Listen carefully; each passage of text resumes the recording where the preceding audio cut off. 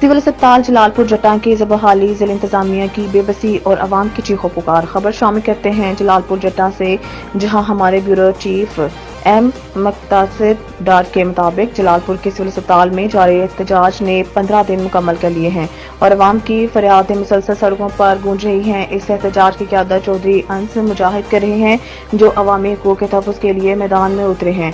वो दिन रात इस जदोजहद में मसरूफ़ हैं कि हुकूमत और ज़िला इंतजामिया की तवज्जो अस्पताल के मखदूश हालत और अवामी मुश्किलात की जानिब मबज़ूल कराई जा सके। यह एहतजाज इस वक्त शुरू हुआ जब अस्पताल में 8 डॉक्टरों की कमी और मौजूद सहूलियात नाकाफ़ी हो गई और अवाम को इलाज मुआवजे में मुश्किलात का सामना करना पड़ा। ना तो दवाइयों का मुनासिब बंदोबस्त है और ना ही डॉक्टर्स की तादाद मुकम्मल है। अस्पताल का अमला अपने फ़राइज़ को पूरा करने में नाकाम है और मरीजों को बग़ैर इलाज के वापस लौटना पड़ता है। अवाम की जानिब से कई मरतबा हकाम को शिकायत भी की गई है, लेकिन ज़िला इंतजामिया की खामोशी ने अवाम के सब्र का पैमाना लबरेज कर दिया है।